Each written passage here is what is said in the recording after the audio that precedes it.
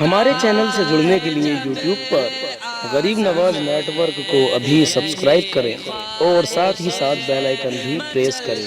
شکریہ۔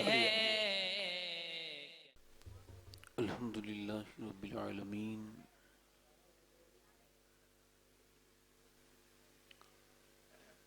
والصلاة والسلام علی اشرف الانبیاء والمرسلین، اما بعد فاعوذ باللہ من الشیطان الرجیم، بسم اللہ الرحمن الرحیم۔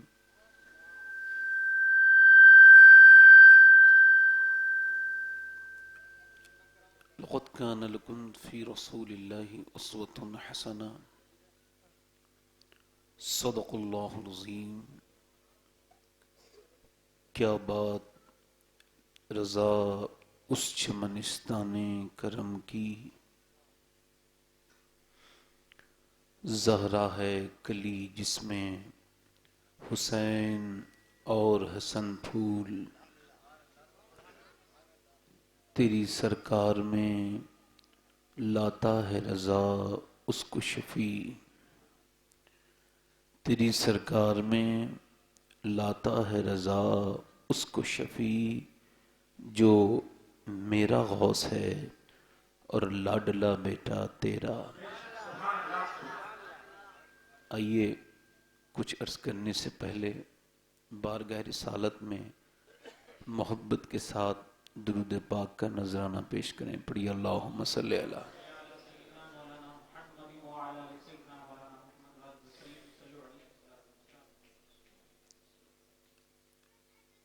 بعد حمد و درود لائق تعظیم و تکریم منبر شریف پر جلوہ فرما میرے امامی کی زینت و رونق، معزز علماء، حفاظ، سامعین و سامعات، السلام علیکم ورحمۃ اللہ تعالی وبرکاتہ۔ کیسے ہیں آپ لوگ؟ دین کی پوری کہانی، اللہ کی محبت کی پوری نشانی اس ایک سوال اور اس ایک جواب کے اندر پوشیدہ ہے۔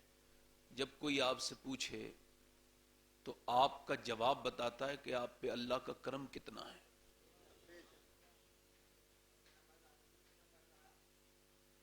ابھی کسی سے پوچھو کیا حال ہے، بس ٹھیک ہے، چل رہا ہے۔ اللہ کی ہزار نعمتیں ہیں، کبھی شمار کرنے بیٹھو تو شمار نہ کر پاؤ گے۔ مگر پوچھو کیا حال ہے، پہلے کے زمانے یہ تھے، لائٹ نہیں تھی، کھانے میسر نہیں ہوتے تھے، پچھلے زمانوں میں فاقے کی نوبتیں آ جاتی تھیں، ایک ایک جوڑی کپڑے میں آدھا محلہ شادی کر لیا کرتا تھا، ایک رومال تک مانگ لیا کرتے تھے لوگ، بھئی میں ذرا کہیں مہمان بننے کے لیے جا رہا ہوں اپنی رشتہ داری میں، اس لحاظ سے مجھے اپنا رومال دے دو۔ زمانے کچے گھر، کچی مسجدیں، سب کچھ تھا، لوگوں کے پاس کچھ نہیں تھا، مگر جب کوئی پوچھتا تھا کیا حال ہے تو دل سے کہتے تھے، ان کے باڈی لینگویج سے پتہ چلتا تھا ان پہ واقعی میں اللہ کا کرم ہے۔ کوئی پوچھتا تھا کیا حال ہے، کہتے بھئی اللہ کا بڑا شکر ہے، آج ہزار نعمتیں ہیں، کیا حال ہے، بس ٹھیک ہے، چل رہا ہے، اللہ کا شکر ہے۔ میں نے کہا میں نے ایک مولانا سے پوچھا کیا حال ہے، کہنے لگے بس ٹھیک ہوں، سب اللہ کا شکر ہے۔ تو میں نے کہا جب یہ سب دنیا کی باتیں کرنی تھیں تو اللہ کا ہی نام کیوں لیا بیچ میں؟ کسی نے شیخ سعدی سے پوچھا کیا حال ہے تو رونے لگے، کہنے لگے کیا پوچھتے ہو، اللہ کی نعمتیں کھا کھا کے میرے دانت تو ٹوٹ گئے، مگر زبان اللہ کی ناشکری کرنے سے باز نہیں آئی۔ اللہ کی نعمتیں ہزار ہیں، کبھی گننے بیٹھیے تو گن نہ پائیں، مگر آج پہلا سبق آپ کے لیے یہی ہے کہ جب کوئی آپ سے پوچھے کیا حال ہے تو پھر سوچنا کہ میں اسپتال میں تو نہیں ہوں تو ٹھیک ہے، میں دوائیاں تو نہیں کے سارے تو نہیں جی رہا ہوں تو ٹھیک ہے۔ جب کوئی آپ سے کہے کیا حال ہے تو آپ اس وقت کہنا دل سے اللہ کا شکر ہے، آپ کو ادراکی نہیں نعمتیں کتنی بڑی بڑی لیے بیٹھے ہو. میں کبھی آپ سے ملاقات ہوئی تو صرف چونکہ یہ میلاد النبی کا پروگرام ہے صرف شکر کے موضوع پر گفتگو کروں گا, صرف شکر کے موضوع پر. آج اتنا سن لیجئے کہ ایک حدیث شریف حضور کی زبان سے, بخاری شریف کی حدیث ہے, حضور فرماتے ہیں بنی اسرائیل میں ایک بندہ تھا, اس نے 400 سال عبادت کی.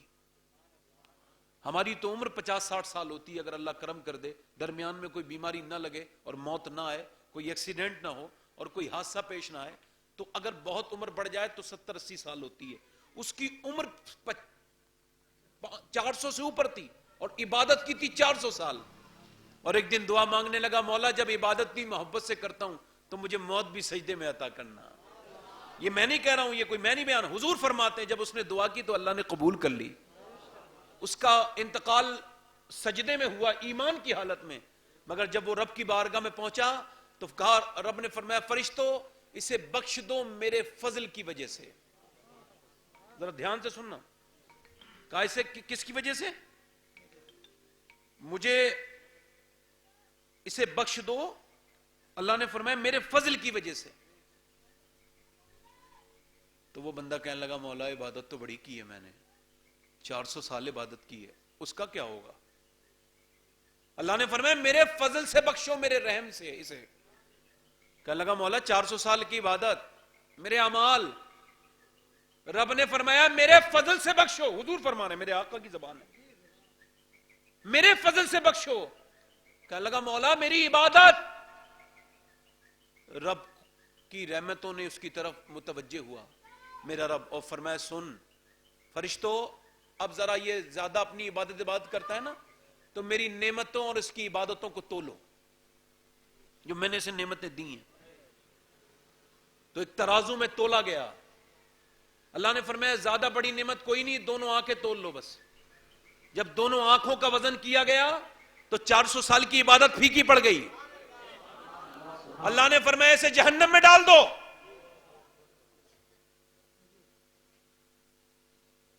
اس کی عبادت تو تل گئی, ختم ہو گئی, اب جہنم میں ڈال دو. 1 سال عبادت نماز پڑھ کے نا 10 دن پوری دنیا کو بے نمازی نہیں سمجھنا چاہیے حقارت کی وجہ سے. کچھ لوگ ایسا ہوتا ہے 10 دن نماز پڑھ لینا تو پھر تکبر ہو جاتا ہے میں نمازی ہوں, ہے نا. حضور فرماتے رب نے فرمایا جہنم. اب جہنم کا نام سن کے کانپ گیا, اوے میرے رب مہربانی کر مجھے معاف کر دے. رب نے فرمایا پھر فرشتوں اب میری مہربانی سے اسے پھر بخش دو. نعمتیں کبھی گنو پھر اس کا شکر ادا کرو. اچھا میں آپ کے سامنے, آپ سمجھ رہے ہوں گے میں خود آیا ہوں, ایسا سوچ رہے ہوں گے نا آپ. یہ لوگ کہہ رہے ہوں گے ہم نے جلسہ کرایا ہے, میں کہہ رہا ہوں گا میں تقریر کر رہا ہوں, ہم سب لوگ کہہ رہے ہوں گے ہم بیٹھے ہیں. مگر میری نظر یہ کہتی ہے یہ سب ہم لوگ جو سوچ رہے ہیں غلط سوچ رہے ہیں, ٹھیک نہیں سوچ رہے. چونکہ ہم یہاں آئے نہیں ہیں, اللہ نے توفیق دی ہے. جلسہ کرایا نہیں گیا ہے, اللہ نے توفیق دی ہے. ایک بار ہی اللہ نے نا موسیٰ سے پوچھا, وہ طور پہ کلیم ہے, کلام کرتے ہیں کلیم علیہ السلام سے. اللہ نے کہا او میرے کلیم, یہ بتا تو نے دنیا میں کس سے دوست بنایا ہے اپنا, تیرا قریبی کلوز فرینڈ کون ہے. تو کہنے لگے پروردگار وہ جو درزی ہے نا وہ میرا دوست ہے. تو اللہ نے فرمایا کہ اگر وہ تو اس سے کچھ مانگے گا تو وہ تجھے کچھ دے دے گا. عرض کی رب ضرور دے دے گا. کہا تو پھر ایسی چیز بتاتا ہوں وہ منع نہیں کرے گا, جا اس سے سوئی لے لینا. کیا مانگ لینا, ادھر دیکھیں ذرا, کیا مانگ لینا, سوئی مانگ لینا ایک. چونکہ وہ پہلے وہ تو ہوتا نہیں تھا, مشین تو چلتی نہیں تھی, تو ہاتھ سے ہی لوگ سیتے تھے. تو موسیٰ گئے کہنے لگے یار دوستی بڑی پرانی ہے میری تجھ سے. کہا مانگا بھی آج تک کچھ نہیں, طلب نہیں کیا تجھ سے, آج مانگتا ہوں مجھے دے دے گا. کہنے لگا بول کیا مانگتا ہے موسیٰ. کہنے لگا یار بات رکھ لینا دے دینا. ارے بولو نا یار موسیٰ. کہنے لگے یار ایک سوئی دے دے. تو سوچ کے بولا سوئی نہیں دینا. موسیٰ بولے دوستی تو بڑی پکی ہے اور مانگی بھی سوئی ہے, دے دے. ایک منٹ دھیان سے سنو ذرا, دھیان سے, ہنسنا نہیں بھائی, کوئی مسکرانا وہ سنت ہے مگر ہنسنا نہیں. آرام سے سنو, میں گارنٹی کی تو نہیں دیتا مگر اللہ کی رحمت سے بھروسہ ہے, اگر پوری تقریر سن کے گئے تو دل بدل جائے گا. اور اگر بیچ میں سے اٹھے تو کوئی آپ کی گارنٹی نہیں لے سکتا. درمیان میں سے اٹھنا نہ اللہ کو پسند، نہ اس کے رسول کو پسند، نہ غوث پاک کو پسند. ایک باری غوث پاک تقریر کر رہے تھے، اخبار الخیار میں لکھا ہے، تقریر فرما رہے تھے، تقریر کرتے کرتے کرسی سے اوپر پرواز کر گئے، ہوا میں نظر آنا بند ہو گئے. وہ غوث پاک ہیں بھائی، وہ فرماتے ہیں لوگوں میرا نام عبد القادر ہے، اور سنو میرا نام کوئی تب تک نہیں لیتا جب تک میری مرضی نہیں ہوتی ہے. آسمان کی طرف پرواز کر گئے میرے شیخ غوث اعظم. جب پرواز کر گئے تو بعد میں جب آئے تقریر بیچ میں ختم کر کے پھر شروع کی تقریر، بعد میں لوگوں نے پوچھا مریدوں نے، حضور آج سے پہلے کبھی ہم نے آپ کو جاتے نہیں دیکھا. فرمایا جب میں تقریر کر رہا تھا نا تو اوپر سے خضر گزر کے جا رہے تھے. کہا پھر حضور فرماتے غوث پاک پھر میں نے انہیں پکڑ لیا اور اپنی محفل میں بٹھال کے کہا جاتے کہاں ہوں، پہلے میری تقریر سن کے جاؤ گے بعد میں جانے دوں گا. اور دیکھو اٹھا نہ کرو. غوث پاک کے 7 بیٹے غوث پاک کی تقریر میں انتقال کریں. کتنے بیٹے؟ تقریر میں اتنا خوف اور ایسا درد ہوتا تھا غوث پاک کی تقریر میں کہ آپ جب تقریر فرماتے تھے آپ کی کان میں خبر آئی حضور آپ کے بیٹے کا انتقال ہو گیا. غوث پاک نے تقریر پوری کی، مکمل کی، بیچ میں نہیں چھوڑی. اور بعد میں پھر جب دعا کی تو یا اللہ گواہ رہنا عبد القادر کو اپنے بیٹے سے تیرے ذکر سے زیادہ محبت نہیں ہے. سمجھ رہے ہیں آپ؟ تو موسیٰ سے رب نے فرمایا تو موسیٰ پہنچ گئے. اللہ نے فرمایا مل گئی سوئی؟ تو کہنے لگے مولا سوئی تو نہیں ملی. کہا تو پھر سے جا ایک بار اور ٹرائی کر. موسیٰ گئے، جا کے بولے یار دے دینا سوئی، میں نے تو تجھ سے کچھ مانگا بھی نہیں آج تک، سوئی تو مانگ رہا ہوں دے دے. کہنے لگا موسیٰ لے پورا ڈبہ لے جا، لے ساری لے جا، کیسی بات کرتا ہے. موسیٰ نے سوئی لی اور رب کی بارگاہ میں پہنچے. رب نے فرمایا اس بار مل گئی. کرم مل تو گئی مگر دماغ میں ایک سوال پیدا ہو گیا، میرے رب بات یہ ہے کہ پہلے میں گیا تھا تو اس نے ایک سوئی نہیں دی، اس بار ہی پورا ڈبہ دے دیا، کچھ سمجھ نہیں آئی. رب نے فرمایا سن موسیٰ، پہلی بار اس کے دل میں نہ دینے والی بات میں نے ڈالی تھی، دوسری بار دینے والی بات بھی میں نے ڈال دی تھی. تو کچھ لوگ اپنے پلنگ پہ سوچ رہے ہوں گے جائیں پروگرام میں، نہیں جائیں، اگر وہ آئیں گے تو دل میں رب ڈالے گا، ہے نا؟ تو رب توفیق دیتا ہے. میں اپنی تقریر کو تو شروع کروں گا مگر سوچ رہا ہوں کہ آج جس ہستی کا عرس ہے اس کی شان میں 2-3 شعر پڑھ دوں. اچھا عرس بھی اس کا ہے، غوث پاک کی اولادوں میں